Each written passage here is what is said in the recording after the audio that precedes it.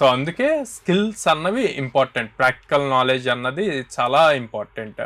So ఈ practical knowledge important అన్నప్పుడు ఏ type of టెక్నాలజీస్లో ఎక్కువ కాన్సన్ట్రేట్ చేయాలి? ఇప్పుడు ప్రజెంట్ 4-2 చదువుతున్న వాళ్ళు, ఇప్పుడు ఎవరైతే నెక్స్ట్ పాస్అవుట్ అవుతారు నెక్స్ట్ 3-4 monthsలో, అట్లాంటి వాళ్ళకైనా సరే, లేకపోతే ఎవరైతే లాస్ట్ ఇయర్ పాస్అవుట్ అయ్యి జాబ్స్ కోసం ట్రై చేస్తున్నారో వీళ్ళందరూ కూడా దీన్ని యూజ్ చేసుకోవచ్చు.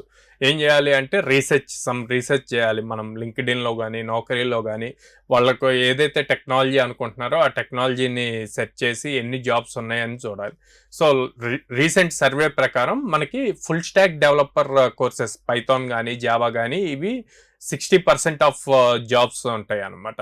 అంటే కదా, మనం ఏ అప్లికేషన్ బిల్డ్ చేయాలి అన్నా ఎండ్ టు ఎండ్ బిల్డ్ చేయాలి అంటే ఫ్రంట్ ఎండ్ రావాలి, డేటాబేస్ రావాలి, బ్యాక్ ఎండ్ రావాలి, డిప్లాయ్మెంట్ రావాలి. సో ఇదంతా కూడా ఫుల్ స్టాక్ కోర్సెస్ లో కవర్ అవుతుంది. సో అందుకే full stack courses 60% job openings ఉన్నాయి. And individual Python developer, Java developer, React developer, ఇట్లాంటి అన్నీ కూడా 20% ఉంటాయి అన్నమాట. రిమైనింగ్ 20% వచ్చేసి AI, data science, cloud, testing, ఇవన్నీ కలుస్తాయి.